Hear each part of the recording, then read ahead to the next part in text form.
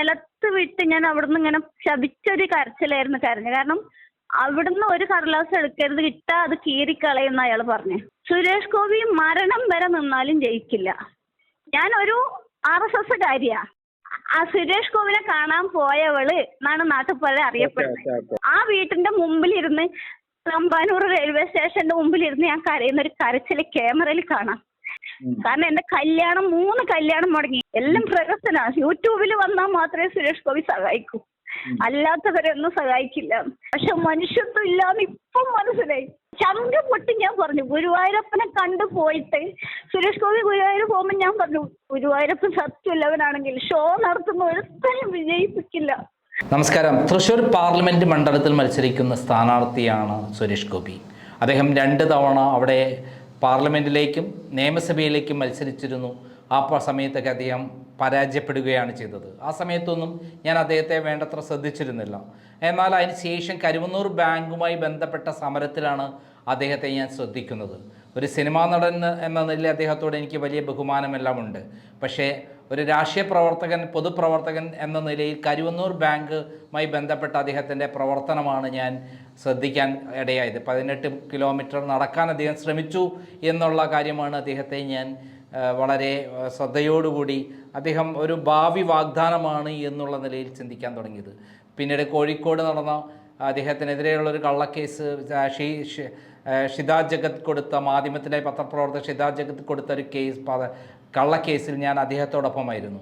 ആ സമയത്തൊക്കെ 100 കണക്കിന് സ്ത്രീകൾ എന്നെ വിളിക്കുമായിരുന്നു സുരേഷ് ഗോപിയോട് സപ്പോർട്ട് ചെയ്യാൻ വേണ്ടിയിട്ട്. അങ്ങനെ സപ്പോർട്ട് ചെയ്യാൻ വേണ്ടി വിളിച്ച സ്ത്രീകൾ ചിലർ അദ്ദേഹം പലർക്കും ദാനകർമ്മങ്ങൾ ചെയ്യും, വലിയ സംഭാവനകൾ ചെയ്യും, കഷ്ടപ്പാടുകൾ പെട്ടുകിടക്കുന്ന ആളുകളുടെ കണ്ണീരൊപ്പം എന്നൊക്കെയുള്ള വാർത്തകൾ നിരന്തരമായി അദ്ദേഹം സൃഷ്ടിച്ചിരുന്നു. ഇതെല്ലാം സത്യസന്ധമായിട്ടാണ് അദ്ദേഹം ചെയ്തത് എന്നാണ് ഞാൻ വിശ്വസിച്ചിരുന്നത്. എന്നാൽ അദ്ദേഹം പിന്നീട് തൃശ്ശൂരിൽ പാവപ്പെട്ട BJP ആദിവാസി സ്ത്രീകളോട് വളരെ പരുഷമായി സംസാരിക്കുന്നത് കണ്ടതോടുകൂടിയിട്ടാണ് ഇദ്ദേഹം ഒരു കള്ളനാണയമാണോ എന്ന് ഞാൻ ചിന്തിക്കാൻ തുടങ്ങിയത്.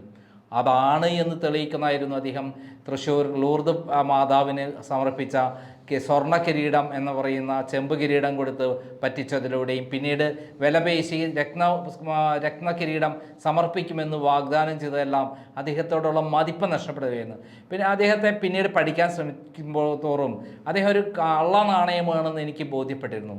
ഇപ്പോഴിതാ അദ്ദേഹത്തിൻ്റെ ഇത്തരത്തിലുള്ള കാര്യങ്ങളെല്ലാം കേട്ട് അതിൽ പെട്ടുപോയ ഒരു സ്ത്രീ തൻ്റെ സ്വന്തം അനുഭവം പറയുകയാണ്. ജയ എന്ന് പറയുന്ന മലപ്പുറത്തുള്ള ഒരു സ്ത്രീ, സ്വന്തം ഭർത്താവ് വളരെ ഗുരുതരമായ അവസ്ഥയിൽ അദ്ദേഹത്തെ രക്ഷിക്കാൻ സുരേഷ് ഗോപി കഴിയുമെന്നുള്ള രൂപത്തിൽ എന്നെ ബന്ധപ്പെട്ടിരുന്നു. അതിനു മുമ്പായി ഞാൻ സുരേഷ് ഗോപിയുടെ ഇത്തരം ആളുകൾ വിളിച്ച് സഹായം അഭ്യർത്ഥിക്കുന്നു ചോദിച്ചപ്പോൾ അദ്ദേഹം പറഞ്ഞു, ദയവായി എന്നോട് എന്നെ ബന്ധപ്പെടുത്തല്ലേ എന്ന് പറഞ്ഞിരുന്നു. അതുകൊണ്ട് തന്നെ ഞാൻ ആർക്കും നമ്പറും കൊടുക്കാറുണ്ടായിരുന്നില്ല. എന്നാൽ ഈ ജയ എന്ന സ്ത്രീ, മലപ്പുറംകാരി, അവർ സുരേഷ് ഗോപിയുമായിട്ട് ഭയങ്കര മാനസികമായി വല്ലാത്തൊരു അടുപ്പമായിരുന്നു.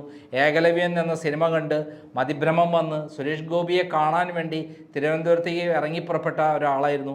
പിന്നീട് അവരുടെ 3 വിവാഹങ്ങൾ സുരേഷ് ഗോപിയുടെ പേര് കാരണം തന്നെ ഇല്ലാതായി, നഷ്ടപ്പെട്ടു. പിന്നീട്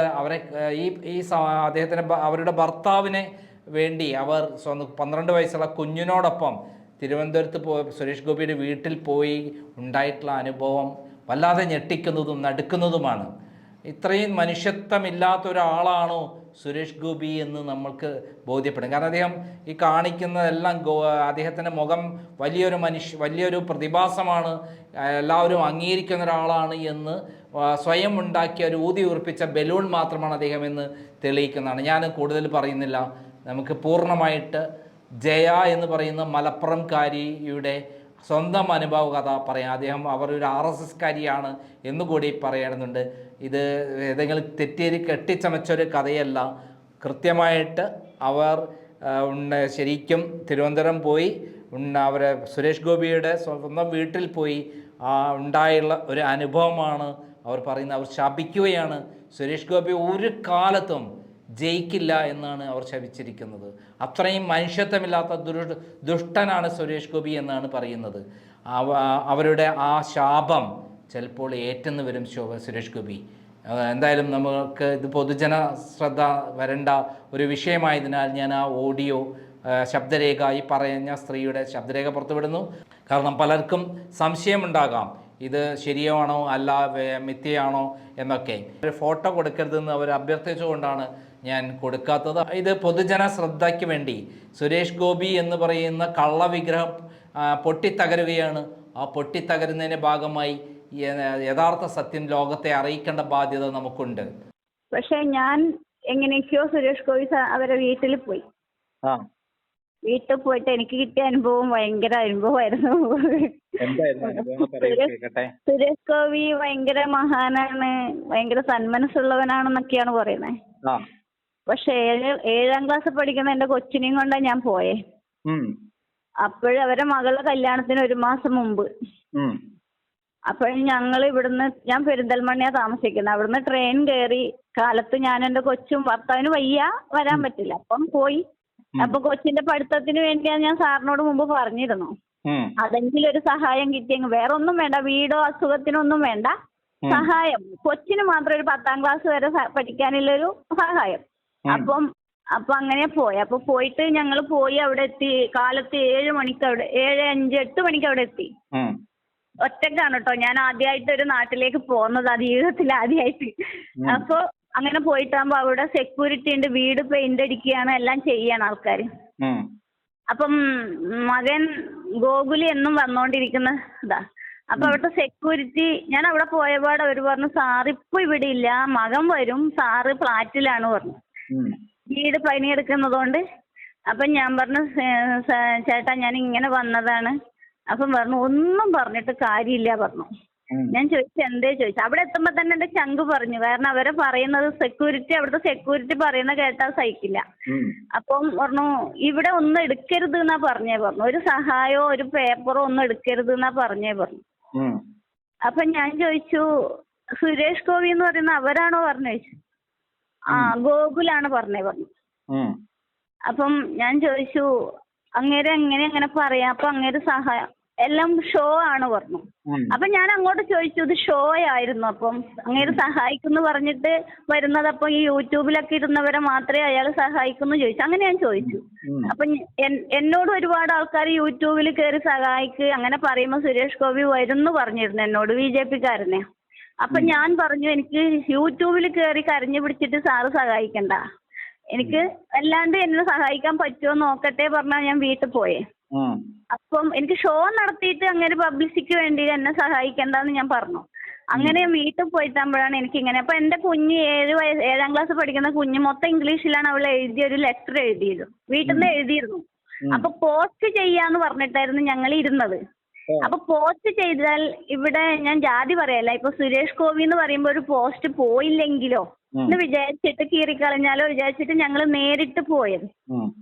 അവിടെ ആ സെക്യൂരിറ്റി പറഞ്ഞു, ഇതാ ഈ പോസ്റ്റ് അവരെ വീട്ടിന്റെ ഗേറ്റിന്റെ മുമ്പിൽ ഉള്ളില് ഒരു ഇതുണ്ട് പെട്ടി, മോള് ഇതിലിട്ടോ. അപ്പൊ എന്റെ കൊച്ചിനും ഞാനും കരയുന്ന കണ്ട, ആ വീട്ടിന്റെ ക്യാമറയിൽ CCTV ഉണ്ട്, അവിടെ കണ്ട ഞാൻ എന്റെ കുഞ്ഞും അന്ന് ആ ദിവസം കരയുന്നത് അവരെ കാണും. അങ്ങനെ നിലത്ത് വിട്ട് ഞാൻ അവിടുന്ന് ഇങ്ങനെ ശപിച്ചൊരു കരച്ചിലായിരുന്നു കരഞ്ഞു. കാരണം അവിടുന്ന് ഒരു കടലാസ് എടുക്കരുത്, കിട്ടാ അത് കീറിക്കളയുന്ന അയാൾ പറഞ്ഞു. അപ്പൊ ഞാൻ ചോദിച്ചു എന്തേ ചോദിച്ചു. ഒന്നും എടുക്കരുത്, ഗോകുലൊന്നും എടുക്കണ്ട പറഞ്ഞിട്ടുണ്ട്. അപ്പൊ ഞാൻ ചോദിച്ചു, അപ്പൊ സുരേഷ് ഗോപി അങ്ങേര് പറഞ്ഞിട്ടായിരിക്കൂലേ മകൻ എടുക്കരുത് എന്ന് പറയുന്നത്. അപ്പൊ ആയിരിക്കും. അപ്പൊ ഞങ്ങൾക്ക് ഇതിനൊന്നും ചെയ്യാൻ പറ്റില്ല. ഞാൻ പറഞ്ഞു, അപ്പം വേറൊരു അവിടുത്തെ ഒരു ചെക്കൻ വന്നു, കാജസ്ഥൻ. അപ്പൊ ഞാൻ പറഞ്ഞു ഇങ്ങനെയാണ്. അപ്പൊ അവൻ മൈൻഡാക്കാണ്ട് പോയി. നമ്മളൊരു പട്ടി എത്രയോ ദൂരത്തുനിന്നാ വരുന്നേന്ന് പറഞ്ഞു, മലപ്പുറത്തുനിന്നാ വരുന്നേന്ന് പറഞ്ഞിട്ടും ഒരു ഇതുമില്ല.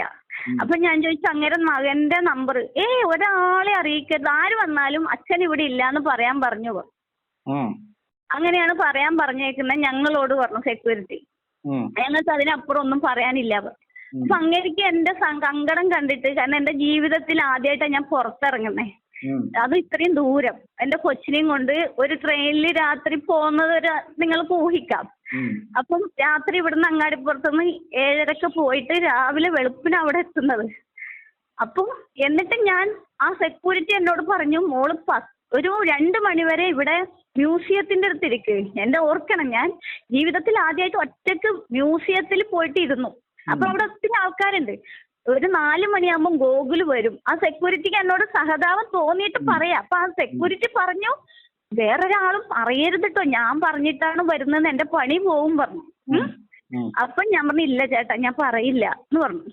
എന്നിട്ട് ആ ചേട്ടൻ ഇങ്ങനെ ഇടയ്ക്ക് ഞാൻ വിളിക്കും വന്നോ, അപ്പൊ പറഞ്ഞു ഇല്ല മോളെ 4 മണിയാകുമ്പോ വരും ഗോകുല് പറഞ്ഞു.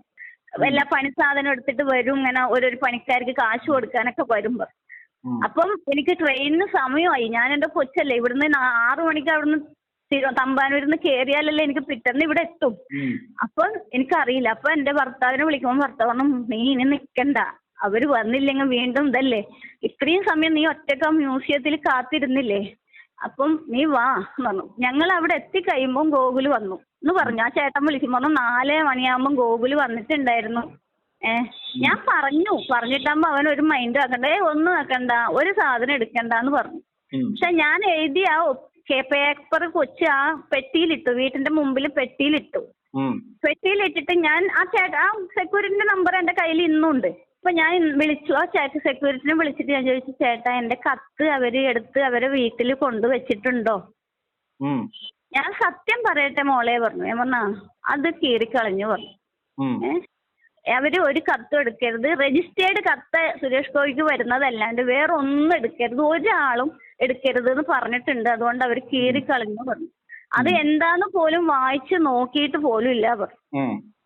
അപ്പൊ ഞാൻ ചോദിച്ചൊരു ചോദ്യമുണ്ട്, സുരേഷ് ഗോപി മരണം വരെ നിന്നാലും ജയിക്കില്ല. കാരണം എന്തുകൊണ്ട് പറഞ്ഞാലും സാറേ, ഞാൻ 10ാം ക്ലാസ് പഠിക്കുമ്പോഴാണ് കളിയാട്ടം സിനിമ വരുന്നത്. ആ സിനിമ വരുമ്പം ഞാൻ 26 വർഷം മുമ്പിൽ സുരേഷ് ഗോപി എന്ന് പറയുന്ന ആള് ഒരു പുഴുവല്ലാത്തൊരു സമയത്ത് ഞാനൊരു RSS കാരിയാ, സത്യ ഞാനൊരു RSS കാരി ആയിരുന്നു.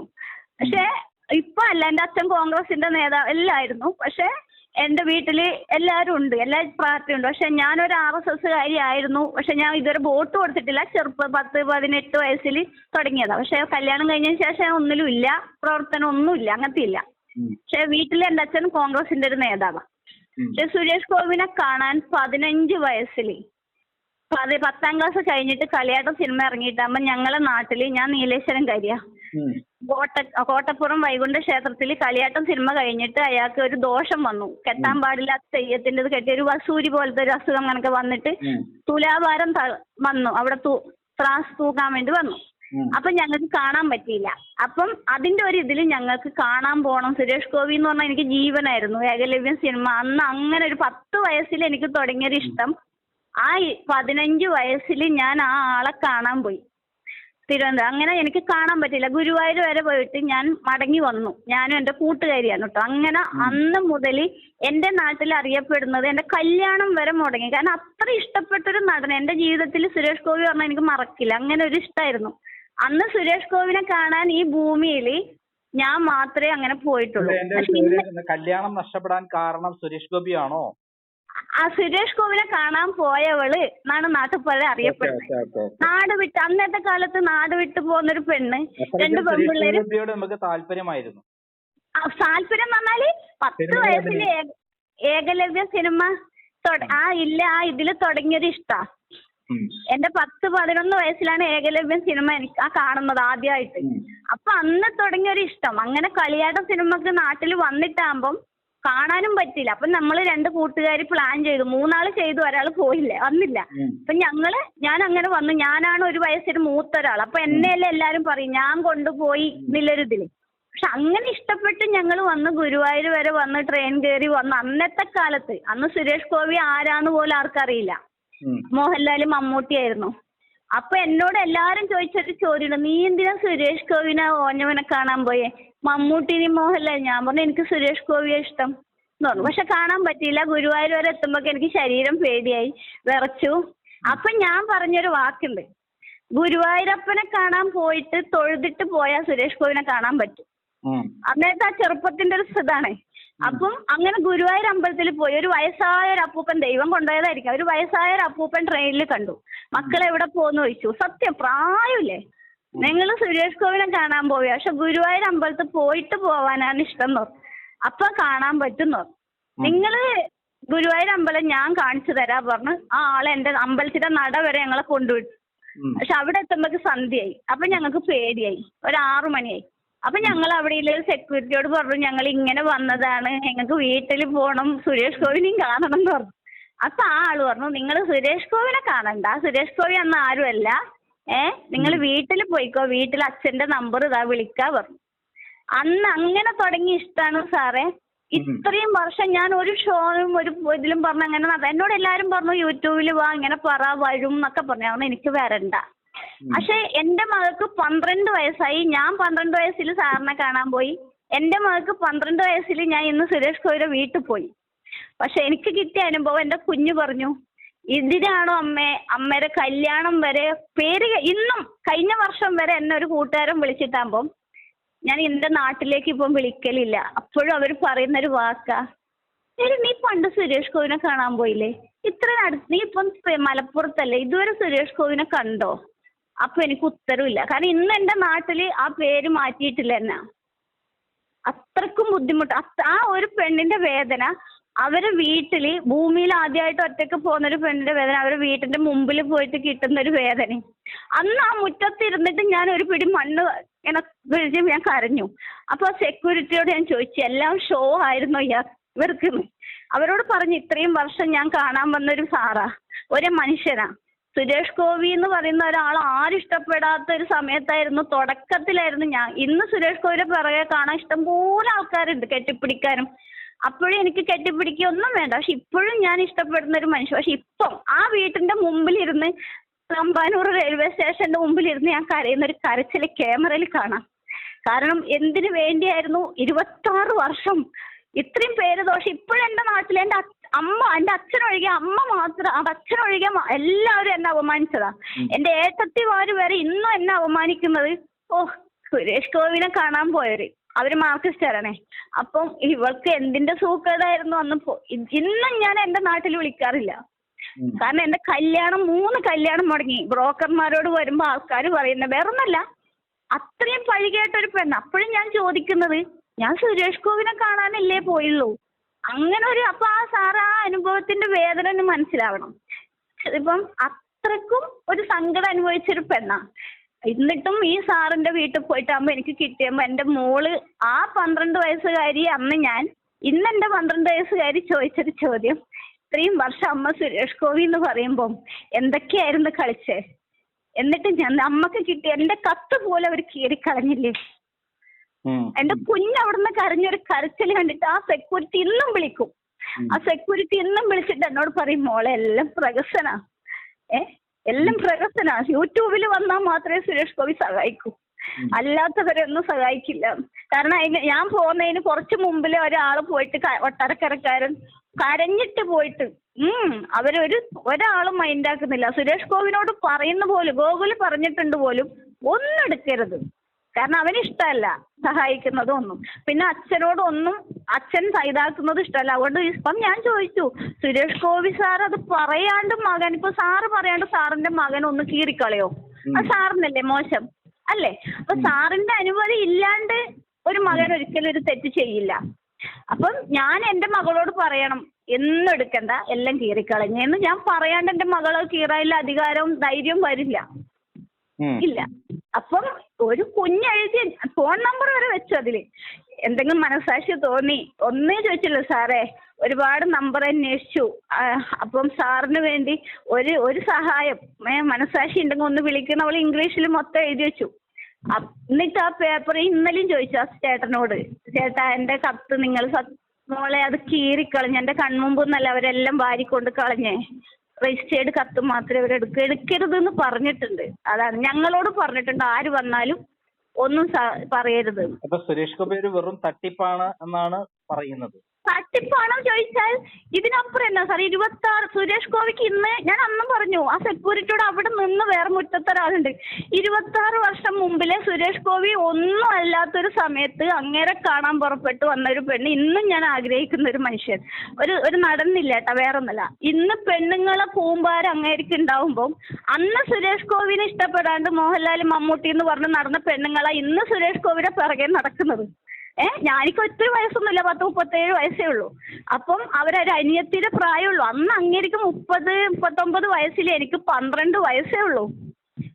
അന്ന് ഇഷ്ടം തോന്നിയത് ഏകലവ്യം സിനിമ. എൻ്റെ വീട്ടിൽ എൻ്റെ ചേച്ചിയുടെ കല്യാണത്തിന് ആ നാട്ടിൽ എവിടെയും ടി വി ഇല്ല. ടി വി വാടകയ്ക്ക് വാങ്ങി കൊണ്ടുവന്നിട്ട് ഒരു തിയേറ്റർ പോലെ വെച്ചിട്ട് കാണിച്ച ഒരു സിനിമയാണ് ഏകലവ്യം. അന്ന് തുടങ്ങി ആ 10 വയസ്സ് 11 വയസ്സിൽ ഇഷ്ടം തോന്നിയ ഇഷ്ടമാണ് ആ സുരേഷ് ഗോപി എന്ന് പറയുന്ന നടൻ. പക്ഷെ ഇന്ന് ഞാൻ അതിനുശേഷം ഞാൻ അങ്ങനെ ഒരു പരിപാടിയും കാണൂല. കാരണം അത്രക്കും വെറുത്തു പോയി. കാരണം ഞാൻ അയാളെ കുറ്റമല്ല പറയുന്നത്.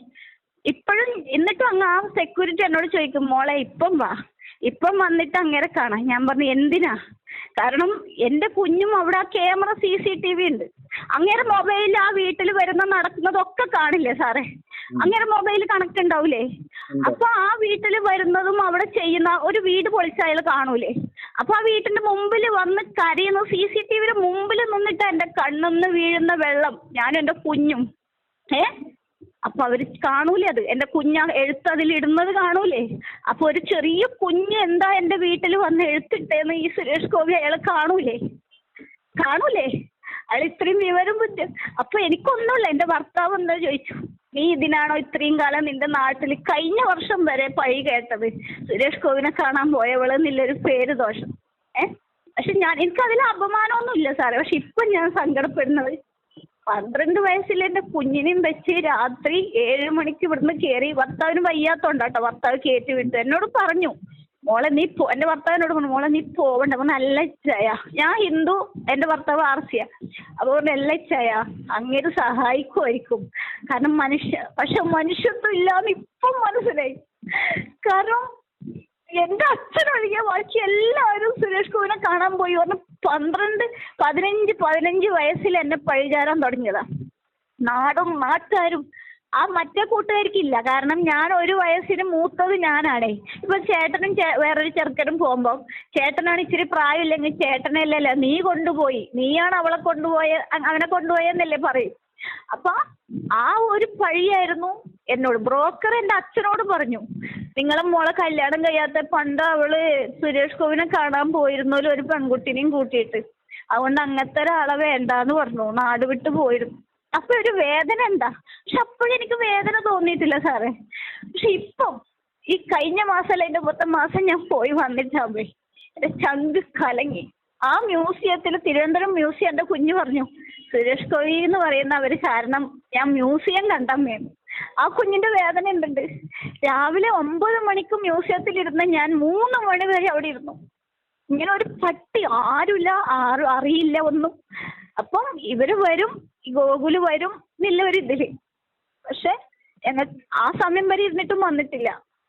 അല്ലെങ്കിൽ എന്നും വരുന്നതാ പറഞ്ഞു. സ്ഥിരം അവിടുന്ന് അവിടെ തന്നെ എവിടെയാണ് ഫ്ലാറ്റിൽ പറഞ്ഞു. അപ്പൊ ആ സെക്യൂരിറ്റി എന്നോട് ദൈവം ഇതുള്ളതുകൊണ്ട് സെക്യൂരിറ്റി തുറന്നു പറഞ്ഞു, മോളെ കൊച്ചിയിലൊന്നല്ല, ഇവിടെ തിരുവനന്തപുരത്ത് തന്നെയാണല്ലോ, പക്ഷെ ഞങ്ങൾ ആരോട് പറയരുതെന്ന് പറഞ്ഞിട്ടുണ്ട്, ഞങ്ങൾക്ക് വാണിംഗ് തന്നിട്ടുണ്ട്, പിന്നെ ആര് വന്നാലും ഒരു സാധനം എടുക്കരുതെന്നും പറഞ്ഞിട്ടുണ്ട്. ഇത് ആരോട് പറയരുത് കേട്ടോ, ഇത് എൻ്റെ. പക്ഷെ ആ സെക്യൂരിറ്റി ഞാൻ പോയി ഒരാഴ്ച കൊണ്ട് ആ സെക്യൂരിറ്റി അവിടുന്ന് മാറി. ഞാൻ ചോദിച്ചു, എന്താ ചേട്ടാ മാറി? മനുഷ്യത്വം ഇല്ല, ഇവർക്ക് നിൽക്കാൻ പറ്റില്ല മോളെ പറഞ്ഞു. മനുഷ്യത്വം ഇല്ല. കാരണം എത്ര ആൾക്കാരാ വന്ന് കരയുന്നത്, എൻ്റെ മുമ്പിലാ കരയുന്നത്, ഞാൻ എന്ത് ചെയ്യുന്നു? ആ സെക്യൂരിറ്റിയുടെ മുമ്പിൽ നിന്നിട്ടാ കരയുന്നേ. ആ പാവമൊക്കെ ഞാൻ എവിടുന്ന് ചേർക്കുന്നു? ഇപ്പൊ മോള് കരഞ്ഞ കരച്ചിൽ കണ്ടിട്ട് ഞാൻ സഹിച്ചില്ല. പക്ഷെ മോള് കരഞ്ഞാണെങ്കിൽ ആരും കരഞ്ഞിട്ടില്ല, പ്രായമുള്ളവരാ വന്നേ. പക്ഷെ ഒരു കൊച്ചിനെയും കൊണ്ട് വന്നത് ആദ്യമായിട്ട് മോളാ. പക്ഷെ ആ കുഞ്ഞിന്റെ കരച്ചിലും, അത്ര ചെറിയ കുഞ്ഞ്, അയാളും ചോദിച്ച ചോദ്യം അതെ. അയാളെ ക്യാമറയില്, സുരേഷ് ഗോപിയുടെ ക്യാമറയിലെല്ലാം കാണൂലേ, എല്ലാം കണക്ട് അല്ലേ? അതും ഗോകുല് ഡിസ്കണക്ട് ചെയ്തിട്ടുണ്ടോ? അച്ഛന്റെ വീട്ടിലത്തെ എല്ലാ കാര്യം ഗോകുലിന്റെ മാത്രം ഫോണിലാണോ? സുരേഷ് ഗോപി എന്ന് പറയുന്ന അയാൾക്ക് ഈ വീട്ടിലായിട്ട് ഒരു കണക്റ്റും ഇല്ലേ? അപ്പൊ അതാ നോക്കി. കാരണം ഞാനും കുറച്ച് പക്ഷെ ഇത്രയും ഒരു ഇപ്പൊ എന്റെ കുഞ്ഞു പറയാം, അമ്മ സുരേഷ് ഗോപി ഒന്ന് എനിക്ക് ചങ്ക പൊട്ടി. ഞാൻ പറഞ്ഞു, ഗുരുവായൂരപ്പനെ കണ്ടു പോയിട്ട് സുരേഷ് ഗോപി ഗുരുവായൂർ പോകുമ്പോൾ ഞാൻ പറഞ്ഞു, ഗുരുവായൂരപ്പൻ സത്യമുള്ളവനാണെങ്കിൽ ഷോ നടത്തുന്ന ഒരുത്തനും വിജയിപ്പിക്കില്ല. സത്യം പറഞ്ഞേ. കാരണം എന്റെ കുഞ്ഞ് എഴുതിയൊരു കത്ത് അവിടെ ഉണ്ട്. കാരണം ഞാൻ വീടിനോ അയാൾ പശുവിന് ഒരു പെണ്ണിനെ ഒരു ഷോ നടത്തിയിട്ട് അങ്ങനെ വേഗം കയറി അങ്ങ് പോയി. എന്റെ അച്ഛനും പറഞ്ഞു, വിശ്വസഞ്ചാലി അങ്ങനെ ഒരു സാധനം വാങ്ങരുത്. കാരണം ജീവിതത്തിൽ ആദ്യമായിട്ട് സ്നേഹിച്ചു വന്നതാ. സ്നേഹിച്ചു വന്നിട്ട് ഇന്നും ഞാൻ എന്റെ വീട്ടുകാരുടെ അടുത്ത് ഒരു രൂപയ്ക്ക് പോയിട്ടില്ല. ആദ്യമായിട്ട് ഒരു മനുഷ്യന്റെ മുമ്പിൽ ഞാൻ യാചിക്കാൻ പോകുന്നത്. അത് അത്രയും ഒരു വിശ്വാസം ഉണ്ടായിട്ടാ. പക്ഷെ എല്ലാം പ്രഹസനമാണെന്ന് തോന്നിപ്പോയത് അന്നാ. ഇന്നലെ മിനിയാന്ന് വരെ ഞാൻ സെക്യൂരിറ്റി ചേട്ടാ ആ ഗോകുലിനെ വിളിച്ചിട്ട് മനസ്സ് നൊന്ത് സുരേഷ് ഗോപിയെ ശപിക്കുകയാണല്ലോ. സത്യം മനസ്സൊന്നല്ല. ഞാൻ ആ വീട്ടിന്റെ മുമ്പിന്ന് കരഞ്ഞൊരു കരച്ചില് ആ ഭൂമി നിലം പറ്റും. കാരണം ഒരിക്കലും ഉയരില്ല. കാരണം എത്ര വലിയവെന്ന് പറഞ്ഞാലും എല്ലാത്തിനും ഉത്തരം. കാരണം എന്റെ കുഞ്ഞ് കരഞ്ഞൊരു കരച്ചിലുണ്ട്. ജീവിതത്തിൽ ആദ്യമായിട്ടാണ് സാറേ എന്റെ മോള് 12 വയസ്സേ ഉള്ളൂ ആ കുഞ്ഞൊരു എഴുതിയിട്ട് അത്രയും ദൂരം ഞാനും എന്റെ കുഞ്ഞും. എന്റെ അടുത്ത് എല്ലായിടത്തും ദൈവത്തിന്റെ ഒരു കരുണയുണ്ട്. ഞാൻ റിസർവേഷൻ ഇല്ലാണ്ട് സാധാ ലോക്കലിൽ പോകുന്നത് കിട്ടിയില്ല, പെട്ടെന്നാണ് പോകുന്നത്. അപ്പം ആ TTR പോലെ എന്നോട് കരുണ കാണിച്ചു. റിസർവേഷൻ അവിടെ പോയിട്ട് ഇരുന്നോ, മോളല്ലേ ഒരു കുഞ്ഞല്ലേ, അവിടെ ഇരുന്നോ. അപ്പൊ അവിടെയുള്ള റൂമിൽ അവരും പറഞ്ഞു പക്ഷെ ഇതിലിരുന്നോ, അവിടെ സീറ്റ് ഒഴിഞ്ഞെന്ന് എനിക്ക് എന്റെ കൊച്ചിനും കിടക്കാൻ റിസർവേഷൻകാർ വരെ എനിക്ക് തന്നു. പക്ഷെ അത്രയും കരുണ. സുരേഷ് ഗോപിയുടെ മകനും സുരേഷ് ഗോപി, ഞാൻ ഒന്നേ പറയും, സുരേഷ് ഗോപിനെ മാത്രമേ പറയൂ. സാറിന് കുറ്റമല്ല പറയുന്നത്, പക്ഷെ മനസ്സ് ഷോ ആണോ, എല്ലാം ഷോ ആണോ എന്നേ ഞാൻ ചോദിക്കുന്നുള്ളൂ. കാരണം ഒരു വീട്ടിലുള്ള സെക്യൂരിറ്റിയിൽ എല്ലാം കാണും, അവിടെ വരുന്നതും നടക്കുന്നതും ഒക്കെ കാണും. അതെന്തുകൊണ്ട് അങ്ങേർക്ക്? അപ്പൊ അങ്ങേര് പറഞ്ഞതുകൊണ്ടല്ലേ. ഒരു മകന് വാക്ക് കൊടുത്തിട്ടുണ്ടല്ലോ ഒന്നും എടുക്കരുത്, ഒന്നും എടുക്കണ്ടെന്ന് ഒരു മകന് കൊടുത്തിട്ടുണ്ടെന്ന് അറിയാമോ? എന്റെ അടുത്ത് അദ്ദേഹം പറഞ്ഞിരുന്നു ഞാൻ ആരെയും ഇനിയിപ്പോ സഹായിക്കാൻ ഉദ്ദേശിക്കുന്നില്ല, പിന്നെ നമ്പർ കൊടുക്കണ്ട. അദ്ദേഹത്തിന്റെ സംഭാഷണം കേട്ടപ്പോഴാണ് ഞാൻ അതിന്ന് പിന്മാറിയത്. കാരണം അദ്ദേഹത്തെ ഒരു അതുവരെ കണ്ടിരുന്നത് അദ്ദേഹം മാന്യനായ ഒരു വ്യക്തിയായിട്ടാണ്. പക്ഷെ ഇപ്പൊ എനിക്ക് അങ്ങനെ തോന്നുന്നില്ല കേട്ടോ. അതാണ് അതല്ല ഞാനതാ പറഞ്ഞു. പക്ഷെ ഇപ്പം ഞാൻ പറഞ്ഞു വെറും പ്രഹസന. ഇനി 10 ജന്മം എടുത്താലും അദ്ദേഹം നടത്തിയ പ്രഹസനമാണ്. ആളെ പറ്റിക്കുന്ന ആളുകളെ പറ്റിച്ച് പബ്ലിസിറ്റിക്ക് വേണ്ടിയിട്ടാണെന്ന് എനിക്ക് സാറേ. വേറൊന്നുമല്ല, ഒരു 12 വയസ്സിൽ ആ സെക്യൂരിറ്റി പറഞ്ഞു അങ്ങനെ നിന്നിട്ട് അത്രയായി. ആദ്യമായിട്ട് ഒരു കുഞ്ഞായിട്ട് വരുന്നത് കൊച്ചു മാത്രമാണ്, വേറെ എല്ലാവരും പ്രായമായിട്ടുള്ളവരൊക്കെയാണ്. ഓക്കെ പോട്ടെ. പക്ഷെ ഉമ്മൻചാണ്ടി സാറ് ചെയ്യുന്ന പോലെ കത്തൊക്കെ വാങ്ങി അയാൾ പണ്ടാരം അവിടെ ഇട്ട് വായിച്ചു നോക്കാനുള്ള ഒരു സന്മനസ് പോലും അത്രയും വലിയ മനസ്സിന്റെ ഉള്ളിലില്ലേ? തീർച്ചയായിട്ടും ഒരു കഥാവൊക്കെ വായിക്കില്ലേ അയാള്? സ്ഥിരം മൊബൈല് നോക്കുന്നില്ല. അയാൾ നാട്ടിൽ നടക്കുന്ന എല്ലാ ഷോ അയാളെ പറ്റിയില്ലേ ഏതെങ്കിലും ഷോ നടത്തുന്നതൊക്കെ നോക്കി അവിടത്തേക്ക് ഓടുന്നില്ലേ? ഇല്ലേ? എനിക്കത് കേട്ട് വലിയ സങ്കടം വരുന്നു. എനിക്ക് വലിയ സങ്കടം വരുന്നു കേട്ടോ. അല്ല നടത്തുന്നില്ലേ അയാൾ? ഒരു ഒരു പോത്തിന്റെ ഒരു പെണ്ണ് എവിടെ? എന്നിട്ട് ആ പെണ്ണ് പറയുന്നത് കേട്ടില്ലേ, സാറ് ഇങ്ങോട്ട് വേണോ വേണോ വേണോന്ന് ചോദിക്കുന്നു ഉള്ളവർക്ക്. അപ്പൊ അതെന്താ? ഉള്ളാത്തവരെ കണ്ണീര് അയാള് വീട്ടിൽ പോയിട്ടിരിക്കുമ്പോ അയാളെ വീട്ടിന്റെ മുറ്റത്തുനിന്ന് കരയുന്നവരെ അവരെ കാണുന്നില്ല സുരേഷ് ഗോപി. അപ്പം അത് എന്ത് വേദനയാ? കാരണം ഒന്നും വേണ്ട, ഒരു 3 വർഷത്തെ ഒരു സ്കൂളിന്റെ പഠനം കൊണ്ട് വേണ്ടി മാത്രം സ്വന്തം അച്ഛനോട് അമ്മനോട് യാചിച്ചിട്ടില്ല. പക്ഷെ ആ പെണ്ണിന്റെ ഒരു വേദന, അതും 26 വർഷം മുമ്പ് ആരും അല്ലാത്തൊരു ഋണം കണക്കത്ത ഒരു മനുഷ്യൻ. അന്ന് സുരേഷ് ഗോപി എന്ന് പറയുന്നവരെ പറയും ഒരു പെണ്ണുങ്ങൾ ഓടിയിട്ടില്ല. ഇന്നും അവന്മാർ, ഇപ്പം കുറെ പെണ്ണുങ്ങളുണ്ട്, പക്ഷെ അന്ന് ഈ പെണ്ണേ ഉണ്ടായിട്ടുള്ളൂ കാണാൻ പോവാനും പിടിക്കാനും. അന്ന് അപമാനം സഹിക്കുന്നു, ഇന്നും സഹിക്കുന്നു. എന്റെ നാട്ടിലെ ആൾക്കാർ വിളിക്കുമ്പോ ഇന്നും ഞാൻ പറയാ സുരേഷ് ഗോപിനെ കാണാൻ പോയവള്. അപ്പോഴും ഞാൻ ചോദിക്കുന്നത് എനിക്ക് ഭയങ്കര സങ്കടം വരുന്നു. അല്ല, അപ്പോഴും ഞാൻ ചോദിച്ചത് എന്നാ അറിയോ സാറേ, തിരിച്ചങ്ങോട്ട് ഞാൻ ആണുങ്ങളെ കൂടെ ഒളിച്ചോടിയിട്ടൊന്നല്ലല്ലോ പോയത്. ഞാനും ഒരു പെണ്ണും സുരേഷ് ഗോപിനെ കാണാനല്ലേ പോയത്. എനിക്ക് ഒരു സങ്കടവും ഇല്ല. ഞാൻ എന്തെങ്കിലും കാണും. പക്ഷെ എന്റെ ഒരു ചേച്ചി ഉണ്ട് സാർ, അതാണ് എന്റെ ഏറ്റവും വലിയ വേദന. 42 വയസ്സിൽ അറ്റാക്ക് വന്ന് പെട്ടെന്ന് മരിച്ചുപോയി. അപ്പൊ ആ ചേച്ചി എന്നോട് പറഞ്ഞു, മോൾ ഇനി പോവരുത് കാരണം ചെറുപ്പത്തിന്റെ. ഞാൻ പറഞ്ഞല്ല, എനിക്ക് ചെറുപ്പത്തിന്റെ അല്ല, എനിക്ക് സുരേഷ് ഗോപിനെ ഭയങ്കര ഇഷ്ടമാണ്. ആ ചേച്ചിയുടെ കല്യാണത്തിനാണ് ആദ്യമായിട്ട് ആ നാട്ടില് TV കൊണ്ടുവന്ന് ഇത് ഇടുന്നത്. അത്രയും വർഷമായി സാറേ. അപ്പൊ എന്റെ ചേച്ചി പറഞ്ഞൊരു വാക്കുണ്ട്, മോക്ക് എന്തെങ്കിലും സുരേഷ് ഗോപിനെ കാണാൻ പറ്റും, കല്യാണം കഴിഞ്ഞിട്ട് ഭർത്താവിന്റെ കൂടെ അന്ന് കാണാൻ പറ്റും, അല്ലാണ്ട് ഇങ്ങനെ ഇനി പോവരുത് കേട്ടോ. വഴി കാണുന്നില്ല കല്യാണം. ഭർത്താവിന് എന്ത് പറ്റി? ഭർത്താവിനെന്ന് പറഞ്ഞാല് എന്താ ആർട്ട് ഇങ്ങനെ വലിപ്പോ അങ്ങനെ എന്തോ ഒരു അസുഖമുണ്ട്. ഞങ്ങള് 10-15 വർഷമായി വാടകയ്ക്ക് മാത്രമാണ് താമസിക്കുന്നത്. 7000 6000 ഒക്കെ വാടക കൊടുത്തിട്ട് വേണം ജീവിക്കാൻ. കല്യാണം കഴിഞ്ഞ് ഞാൻ ഹിന്ദു ഇച്ചായൻ ആർത്തി. അപ്പം വീട്ടില് കല്യാണം കഴിച്ചു അച്ഛൻ്റെ വീട്ടിൽ നിന്ന്. പക്ഷേ അമ്മായി ഭയങ്കര പോരാ. പക്ഷെ എവിടെ എൻ്റെ കൂടെ ദൈവമുണ്ട്. എന്നെ ചെയ്തവൻ ആരും നേരെ നിന്നിട്ടില്ല. അത് കൂടപ്പുറപ്പായാലും അമ്മായി ആരായാലും. പക്ഷെ എല്ലാരും അതൊക്കെ വേറെ ഒരിതാ. പക്ഷെ എവിടെയും ദൈവത്തിന്റെ ഒരു കൂട്ടുണ്ട്. ഇന്നും വീണിട്ടില്ല. പക്ഷെ അയച്ചാലും ഒരു കണ്ണിന് കാഴ്ചയില്ല. അത് ലെൻസ് ഞങ്ങൾ സ്വന്തം പൈസ എടുത്ത് കടമൊക്കെ വാങ്ങി ഒരു ലെൻസ് മാറ്റി വെച്ചു. ഇപ്പൊ രണ്ടാമത്തെ കണ്ണിന് കാഴ്ച ഇല്ല. അപ്പൊ ഒരു കണ്ണുകൊണ്ടാണ് പണി. റബ്ബർ വെട്ടണം. ഇലക്ട്രീഷ്യനാണ്. പക്ഷെ ഈ പൊടി കാരണം ഇപ്പൊ റബ്ബർ വെട്ടുകയാണ്. പക്ഷെ ഉറക്കം ബുദ്ധിമുട്ടല്ലേ റബ്ബർ. അപ്പൊ കണ്ണിന്റെ കാഴ്ചയൊക്കെ വീണ്ടും ലെൻസ് അല്ലേ വെച്ചേ. അപ്പൊ വീണ്ടും ബുദ്ധിമുട്ടാവും. അപ്പം കൊച്ചിനാണെങ്കിൽ പഠിക്കേണ്ട ഒരു ഇത് കാരണം അവളാണെങ്കിൽ സ്കൂളിൽ എപ്പോഴും ടോപ്പറാണ്. അപ്പൊ അങ്ങനെ ഒരു പഠിത്തം നശിപ്പിക്കണ്ട എന്ന് പറഞ്ഞിട്ടാണ് ഇഷ്ടം ഇച്ചാൻ പറഞ്ഞ് സഹായിക്കൂലെങ്കിലോ വെറുതെ ഷോ ആണെങ്കിലോ എന്ന് ഇച്ചായ നല്ല ഇച്ചായ എനിക്ക് അത്രക്ക് വിശ്വാസമുണ്ട് അങ്ങേരാ എന്ന് പറഞ്ഞിട്ടാ പോയെ. പക്ഷെ എന്റെ ഭർത്താവിന്റെ മുമ്പിൽ പോലും ഞാൻ നാണം കെട്ടു. ഇച്ചായന് പിന്നെ ഇരിക്കാൻ പറ്റില്ല. 2 മുട്ടിന്റെ ഉള്ളിലും ഷുഗർ ഉണ്ട്. മുട്ടിന്റെ ഉള്ളിലും നീര് ഇതായിട്ട് ഇങ്ങനെ ഒത്തിരി സമയം ഇരിക്കാനോ കാല് മടക്കി വെച്ചിരിക്കുക. അപ്പം ട്രെയിനിൽ വരാൻ പറ്റില്ല. അപ്പം ദൂരയാത്ര അത്ര പറ്റില്ല. പിന്നെ ഈ എന്തൊക്കെയോ ഈ കാൽസ്യം അങ്ങനെയൊക്കെ ഇല്ല. അപ്പം ഈ വീട്ടു ചെലവും പഠിത്ത ചെലവും ഒക്കെ കാരണം മരുന്ന് പോലും വാങ്ങാൻ പറ്റില്ല. ആ ഒരവസ്ഥയിലാ. ഷുഗർ ഡോക്ടർ പറയും നീ ഇങ്ങനെ നോക്കിയാൽ 43 വയസ്സേ ഉള്ളൂ ജോബി എന്ന പേര് നിനക്ക്. അപ്പം ഇങ്ങനെ നടക്കരുത്. പക്ഷെ ഒരാളെ കൊണ്ട് എന്ത് ചെയ്യാൻ പറ്റും. അപ്പം ഞാൻ ഇച്ചാനോ കുത്തി ഇങ്ങനെ സമ്മതിപ്പിച്ചിട്ടാണ് പോകുന്നത്. ഞാൻ ഇച്ചയ നാണക്കേട് വിചാരിക്കണ്ട. അങ്ങനെ ആരോടും പറയില്ല. നല്ല മനുഷ്യന്നല്ലേ പറയുന്നേ എന്ന് പറഞ്ഞിട്ടാ പോയത്. അപ്പൊ എന്റെ ഇച്ചയൻ വന്നിട്ട് ചോദിച്ചു എന്താ നല്ല മനുഷ്യന്റെ മറുപടി എന്ന് ചോദിച്ചു. എനിക്ക് ഉത്തരവില്ല. എന്റെ കുഞ്ഞിനൊന്നും പറഞ്ഞില്ല. സാരില്ല മോളെ പറഞ്ഞു. ഇപ്പൊ മനസ്സിലായില്ലേ മനുഷ്യന്റെ നന്മ എന്ന് പറഞ്ഞു.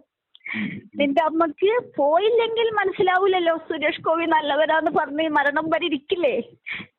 ഇപ്പം ദൈവമായിട്ട് കാണിച്ചു തന്നു. ഗുരുവായൂരപ്പൻ കാണിച്ചു തന്നതാ. കാരണം ഞാനും വിളിക്കുന്നത് ഗുരുവായൂരപ്പനെയും മൂകാംബിക ദേവിനെയാ.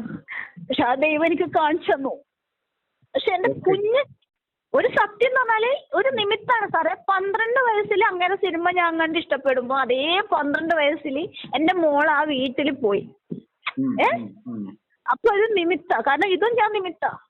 നെഞ്ചു പൊട്ടി ഞാൻ കരയാൻ തുടങ്ങിയിട്ട് 3 മാസമായി.